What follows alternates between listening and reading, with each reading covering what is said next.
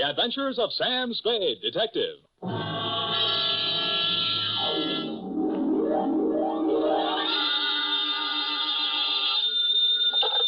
Spade Detective Agency?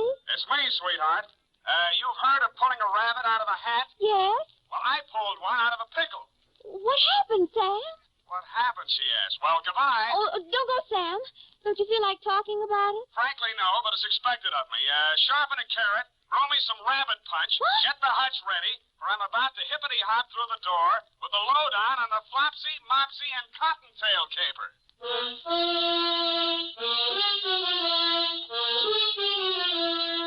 Dashiell Hammett, America's leading detective fiction writer and creator of Sam Spade, the hard-boiled private eye, and William Spear, radio's outstanding producer-director of mystery and crime drama, join their talents to make your hair stand on end with the Adventures of Sam Spade. And now, with Howard Duff starring as Spade, the greatest private detective of them all, in the Adventures of Sam Spade.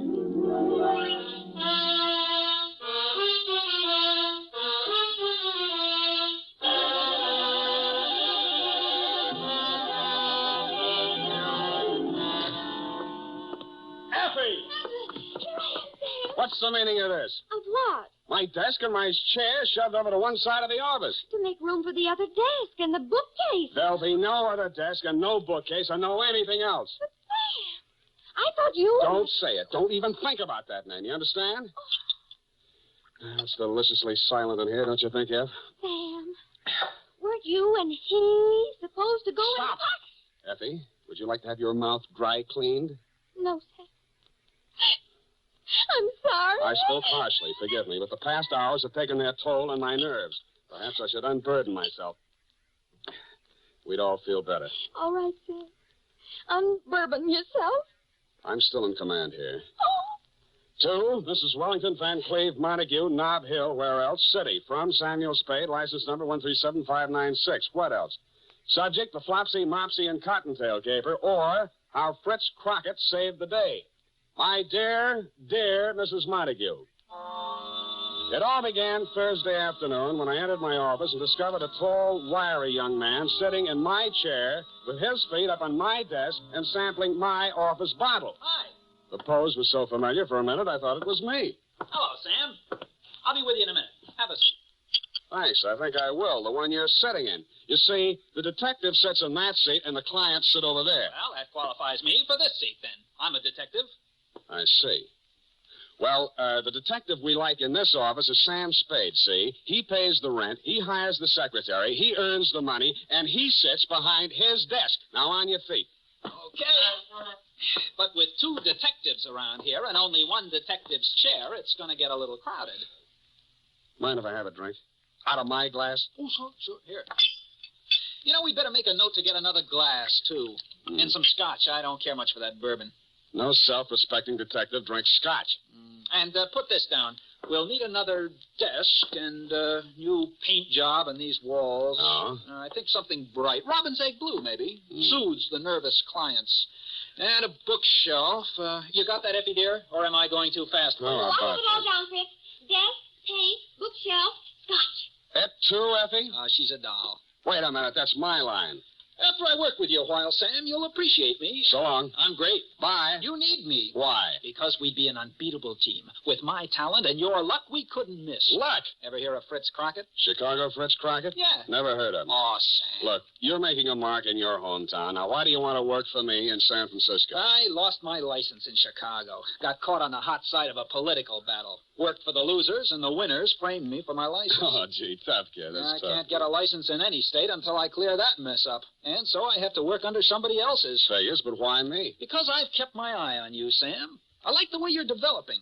I think you could work well with me. Gee, thanks. Well, your application's received. Now, give me a couple of years to think it over. What's the matter, Sam? Afraid I might cut your reputation in town? You found me out. But anyway, bye. Chicken, huh?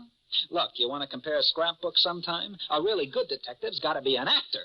I play any style. Listen, we're following a Russian countess to recover Gorky's original manuscript of The Lower Depths. I meet her in the lobby of the St. Mark, disguised as an itinerant caviar salesman. Countess Natasha Mishakov, Oh, here in San Francisco, my dear. How long has it been? 8 years, 12 years. Have you forgotten little Andreev so soon? Andreev, sorry, no casting today. Well, look, you gotta be an actor, Sam. Look, we're dealing a mortal blow to the gun-running career of Don Jose Ortega Sanchez, the notorious bandit king. Oh, well. Don Jose, you have run your last... Peace-loving border countries. Yeah. I am powerless to prevent your execution. Die like the proud Spaniard you are. Cigarette? Fritz, for heaven's sake. I help you, Sam. Look, you've been captured by a mutinous crew off an English tramp steamer, and I burst through the door. Get your bloomin' bloody hands off that man. This one I can do myself. Awful mode, Tigger. I don't know exactly why I sat there listening to the guy, but I did. He was a sort of a one-man theater guild. He ran through 28 dialects, played a scene in which James Mason and Montgomery Clift were trapped by an Armenian rug merchant and was saved by the voice of Gabriel Heater on the radio. Then he played all four of the Marx Brothers arguing with the Andrews sisters. Then, after the intermission, he told me a little bit about himself, regaling me with spine-tingling accounts of his Frank Merriwell-type achievements on the football field, in professional boxing, and hockey. It was pretty thrilling stuff, but nonetheless, I was about to usher him out when he came up with a particularly good bit of dialogue. I have a job for us. Yeah, well, so... John, where? Yesterday, Sam, I met an old friend from Chicago. She remembered me from an important cocktail party. Saved it for her, the party. Everyone was absolutely dreary until I became de rigueur with a brace of amusing anecdotes. The job, Fritz, the job. Oh, yeah. Well, anyway, she wants us to guard a valuable hunk of jewelry at a party tonight on Nob Hill. What's the money? $100 apiece, plus mingling with nautch dancers and all the caviar we can eat. Well, it's better than I expected. In fact, Now, here's what I want you to do. Oh, wait a minute. What's this here's what I want you to do? This is the Sam Spade Detective Agency, named so because Sam Spade is the man who gives the orders around here. Now, what do you want me to do? Well, this is a costume party, and we have to wear costumes. It's in the deal. Good. I'll break your leg, and you can go as the man who came to dinner. Sam, I already have the costumes. What? Right here. Crockett, what would you have done if I didn't go with you? The thought never entered my head, Sam. What are the costumes? Sam, 100 clams apiece is a lot of dough, isn't it? Agreed. You are about to confront the reason we are being paid so much. What is that? Your costume. You are to go as a rabbit, a white rabbit. Here's the suit. Oh, and here's the head. Notice the shocking pink ears. No, the deal's off. It's been swell, Fritz. Now, wait a minute. I am also going as a rabbit. See? You will go as Flopsy, and I will go as Mopsy. I will not go anywhere dressed in that ridiculous outfit. $100, Sam. I will... Well... Sam, let's talk this over. Now, look, I will talk to you as a businessman might talk to you. Now, Mr. Spade, you take your ordinary type detective, and you have got a pretty solid citizen. We talked and talked, and around 8 o'clock that night, I found myself still talking and walking up the steps of your Nob Hill mansion, Mrs. Montague, cleverly disguised as Flopsy the rabbit, paw in paw with Mopsy Crockett. My headpiece covered everything but my eyes, nose, and mouth, and I was grateful for that. When I passed the doorman, I was tempted to say, what's up, Doc? But Fritz said it ahead of me. He walked in as if this were his personal hutch, and you, Mrs. Montague, cruised over to us. Oh, here, my little bunny twins. Aren't you both just darling? Yeah. Which one of you is Mr. Spade? Well, I'm Mr. Crockett, Mrs. Montague. Mopsy. You remember me from the Nesbit soiree. Ronnie and Benita, or maybe it was Gypsy introduced us, n'est-ce pas? Oh, yes. Oh, and Flopsy here must be Mr. Spade. I've always wanted to meet him. Thank you, Mrs. Montague. I am the straight man. How do you like my costume? Well, there's not another one like it in town. Thanks, I'm the only wooden imp in San Francisco. The trees will swoon. They will. Oh, you... Mrs. Montague, perhaps you'd be disposed to outline our job. Well, of course, Mr. Crockett. Myself, Mrs. Arlington Crippen McGill, and the famous Spanish artist Julio de Riego are going to pick the woman with the most fascinating costume. Search no farther. It could be no one but you. Flatterer! Oh. I'm not eligible. Oh. Then, at 10 o'clock, we will have the grand parade. The winner will lead the parade wearing a small jewel-studded crown. Oh, it's darling. Diamonds and emeralds and all sorts of amusing things. Well, this crown once belonged to Josephine of France. Imagine. Mrs. Montague, I hate to be an old killjoy, but are we here to guard the crown? That's right, Flopsy. I mean, Mr. Spade. Oh, it's all right. Of course, I don't expect any trouble, but it's so valuable. I can't take any chances. My husband picked it up in Iran. He's in pickles, you know. Well, you know best. Where is the crown now, Mrs. Montague? Oh, in a wall safe in the master bedroom on the second floor. Here's the combination to the safe written down. I'd rather not have the combination, if you don't mind, until it's time to get the crown. Oh, now don't you be silly, Mr. Spade. Except for the crown, there's only $50,000 or $60,000 in the safe. Oh, well, if that's all Now, right. the safe is behind the Degas original. Now, until I need you, go and enjoy yourself. Well, we'll go. Maybe I'll even let you dance with little me. Fritz and I synchronized our watches and decided that until we were needed, we would lose ourselves in the crowd and keep our big rabbit ears open. Everybody was masked and loaded, and it was all very gay. I brushed elbows with pirates, Northwest Mounted Police, unmounted, a gorilla, an Arabian princess, 4 Pocahontas-y, and assorted historical characters from Julius Caesar to Mike Romanoff. While I was dipping a carrot into the punch bowl, a girl made her way over to me. I knew it was a girl immediately. You could tell. I tagged her as a burlesque queen, but she didn't talk much like it. Are you an he-bunny or a she-bunny? I'm a he-bunny.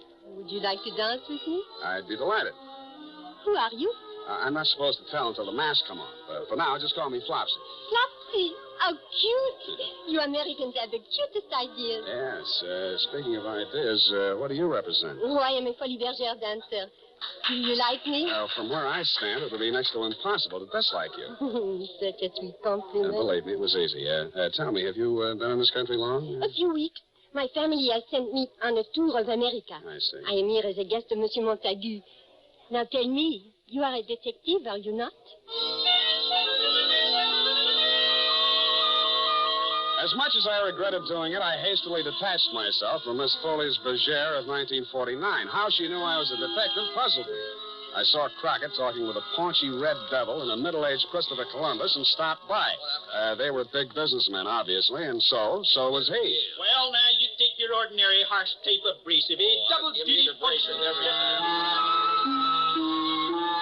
It was impossible to interrupt him, so I moved on.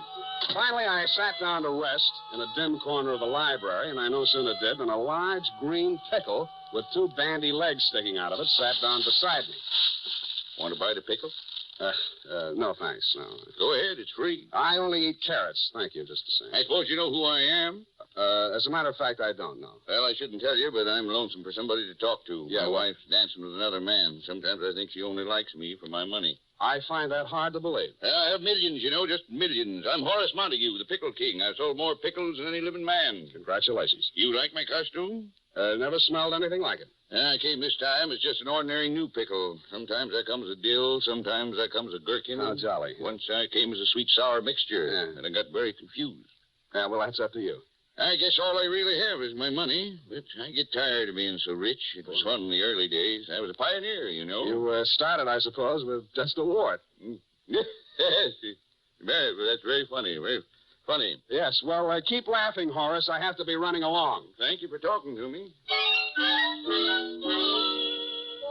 I was beginning to feel like an extra in Alice in Wonderland and headed back for the solace of the punch bowl. I saw Mopsy Crockett standing with a Foley's Bergère dancer and went over to him, but he suddenly turned and hopped away faster than I could hop after him. Why the coyness, I couldn't understand. When I finally caught up with him, 10 minutes later, he was waltzing with Anne of Austria, who was hanging on his every word, and that was a lot of hanging. Darling, until you've tasted my Lebkuchen, you have the spirit of Goethe, Schiller, Heine, all baked in one Kuchen.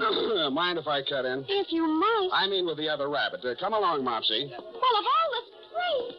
Excuse me, darling, I come later back. Hello, Sam. What do you hear from the mom? The idea of avoiding me. Me? Avoid you? I don't know what you mean. Crockett, don't you remember just 10 minutes ago my chasing you all over the floor? So help me, I don't. Oh, there you are, my little bunny. Yeah, here we are, Mrs. Montague. All right, you can give me the crown now. I'm almost ready to announce the winner of the costume contest. We haven't taken it out yet, Mrs. Montague. You haven't? Well, you just said you were going to get it. I didn't.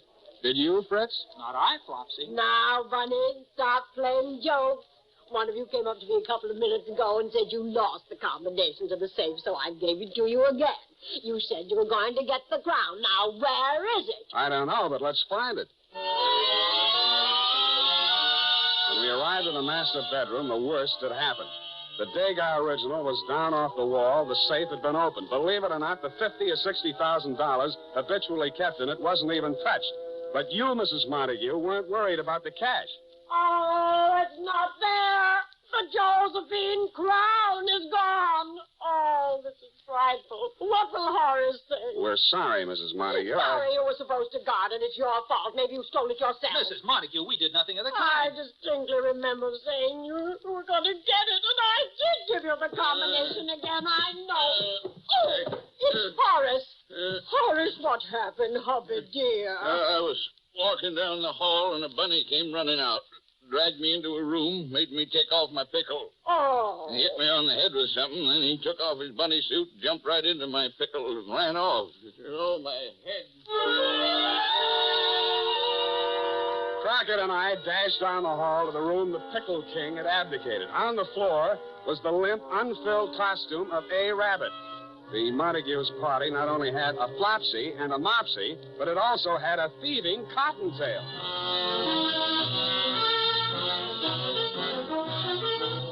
The makers of Wild Root Cream Oil are presenting the weekly Sunday adventure of Dashiell Hammett's famous private detective, Sam Spade.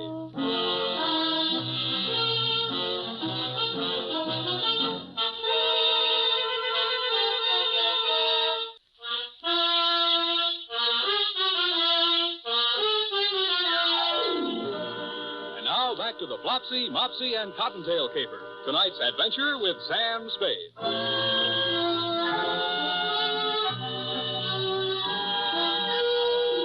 I left Fritz Crockett and you, Mrs. M, attending to Horace in your master bedroom and pounded down the stairs, through the guests, and out the front door.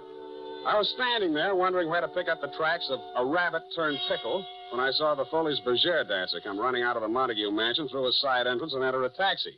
I jumped into another cab and followed it, divesting myself of my Flopsy costume en route. She went almost to the west end of O'Farrell Street and entered a shabby gray apartment house. I followed. I knocked on every door until I found hers. Yes? It's me, the he-bunny, Flopsy, remember? Why did you follow me here? Voila, because you're so beautiful. May I come in? No. Thanks. I said no. Did you not hear me? Yes, but have no fears. I'm bonded. How did you know there was a detective's heart beating under my rabbit suit? I am not going to answer. You have no right to come in here. Come on, how? I think I overheard somebody say it. Now, if that is all you wanted to know, please go. Why did you leave the party early? Because it bored me. I thought America was not a police state. Why am I being questioned? Because somebody stole the Josephine crown that belonged to Mrs. Montague, you see. I heard that it was stolen, and I am delighted. But I did not steal it. What's your name? Charmaine Roger, and what is yours? Sam Spade. Why are you so happy that the crown was stolen? Because it does not belong in the ugly home of a rich American party giver. Oh? A childish woman who thinks only of her social position and her money. Mm-hmm. Where does it belong? In France, where it was made and where it was appreciated. I see. How much is it worth? In money, almost 52 million francs. In sentiment, more than one can say. Now, will you leave me You're alone? saying that the crown means more to a Frenchman than money, hmm? How would you like it if your Abraham Lincoln's desk was being used by some French businessman to serve cocktails over? I get the point. I tell you again, I do not know what happened to the Josephine crown tonight. Do you believe me? I did, but only because when she left the party, she wore only her costume, and that costume wouldn't have hidden, well, she couldn't have had it on her. I went a block up the street, picked up a cab, and sat in it until she came out 5 minutes later. She was now in street clothes and carrying an overnight case. She drove to Castle Street, and I followed.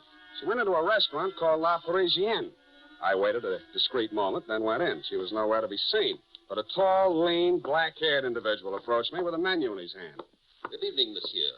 I regret to say that we are just closed. I'm not interested in meeting you. Where's the girl who just came in? Girl? In here? Don't dummy on me. She walked right in here 30 seconds ago. Brown hair, red coat. Charmaine Roger by name. You have made some mistake. You can see there was no one here. I have made no mistake. Now come clean, will you? Monsieur, contain yourself, please. Let me go. No girl came in, but if one did, there is no place to hide but the kitchen. All right, then show me the kitchen. Monsieur Barneau. Monsieur. Oh, my. Spade. Well, it didn't take you long to get here, Mr. Montague. Well, Don't move, Mr. Spade. I have a knife at your neck. Yes, I feel it. Shall I take care of him, Monsieur Montague? No, Barneau. Put down your knife. Thanks. Mr. Spade and I will sit down at the table and talk quietly. You can go. As you say, monsieur. But I will keep out an eye. Let's keep an eye out. Sit down, please.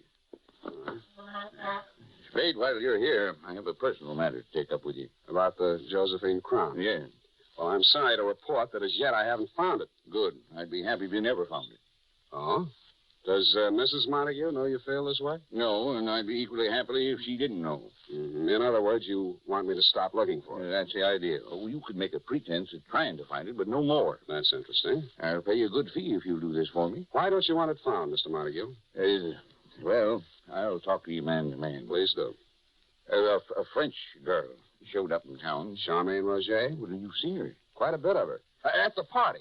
Well, she's young and beautiful, and right to the point, I was indiscreet. I see. She turned out to be more designing than I realized. A black man? Of a sort. She didn't want just money. She wanted the Josephine crown. And you let them steal it? Well, I told them I'd get them into the party and furnish them a car, and the rest is up to them. Why didn't you just give them the crown? Well, I couldn't. My wife values it too much. It's her prized possession. She even wears it around the house when just the two of us are there. Oh, that's cute. Now, will you forget about this, Spade? I'm afraid not, Mr. Montague. I'm hired out to your wife, who asked me to guard it. I did a bad job, so it's up to me to get it back, you see. No, Spade, I can't afford a scandal with that girl. Well, you'll have to work that out for yourself. Very well. I'm sorry. I must admit, Mrs. Montague, I underestimated your husband, for at that point he produced a gun out of thin air and very professionally relieved me of mine. He called the proprietor, Bonneau, who appeared with Charmaine Roger. They held an immediate kangaroo court. Sentence was about to be pronounced when the front door burst open, and in swept a tall character in black beret and cape and sporting a handlebar mustache. Prominently pinned on his cape were a brace of French war medals, including the Croix de Guerre and so on. His entrance held everybody bug-eyed, including me. Keep your mouth shut, Spade. Ah, what a joyous, charming gathering have we here. Oh, the glow of warm friendship fills the room like a cottage fireplace in Alsace-Lorraine. Ah, no, it cannot be. Can I believe these weary eyes of mine? Is it not truly my intime ami, Monsieur Montague? I kiss you on both cheeks in happiness. I don't seem to remember. Oh, but you have not so soon forgotten me. We met at the legation in 38. Oh, those years. Do you not recall the nights in Montmartre and the days in Montmartre? Oh, my goodness. Parbleu! When he bent over to kiss Montague again, his mustache fell off. As usual, Crockett had overplayed. And before he could straighten up, Bonneau hit him in the back of the head, and he fell flat on his face, out cold. That was my cue to go into action. I turned over the table and wrestled with Horace and Bonneau, while Charmaine was striking at me with the heel of a shoe. I got to the gun first, and everything came to a sudden lull. At that point, Fritz Crockett came too. Oh, mes amis, where did the sudden darkness come from? Yeah, well, you can drop the dialect, Crockett. Oh. I wish I had a picture of you there on the floor for your scrapbook. Oh, it was in the act, Sam, all in the act. Yeah, well, you think you're well enough to hold this gun while I make a search? Oh, leave it to me, Sam. Everything will be under control. Now, stand back, everybody. I'm in charge here. The U.S. government is not entirely without influence in Washington.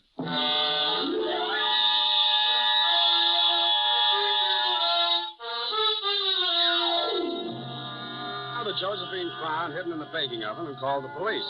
I was afraid the incident struck a blow at Franco-American relations until a search of Charmaine Roger and Bonneau produced 2 tickets not to Paris or Points French, but to Rio de Janeiro. And you know the rest, Mrs. Montague.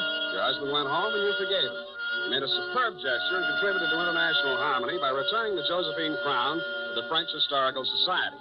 And when you asked who might be the man to guard the crown safely back to La Belle France, I was overjoyed to be in a position to recommend to you Fritz Crockett. I hope he marries Soubrette and stays over there. Period. End of report. Oh, Sam, isn't that Fritz Crockett an exciting man? Don't let's talk any more about him. Let him get his own program. The first person in his office to mention his name again is a rotten egg. Now go type that up.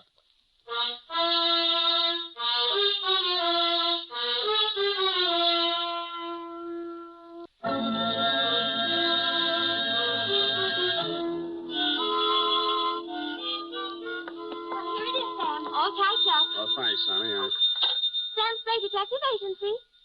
Oh, it's for you, Sam. Hello. It's me, Sam. Fritz. Oh, no. I'm at the airport. I just wanted to tell you I'll be out of town for a while. Won't be using the office, so just take the whole thing over. Well, that's very generous of you. And you can use Effie if you need her for anything. Well, I'll never be able to repay you. Oh, that's all right. You did a pretty good job on the caper today. Thanks. I was just talking with Mrs. Montague, and I told her, I said, if I'm looking over. You're not even listening. I've heard enough of him for one day. Come here. Tonight you'll have to be satisfied with my one arm hug. That's good enough for me. Good night, Sam. Good night, sweetheart. Good night, Fritz.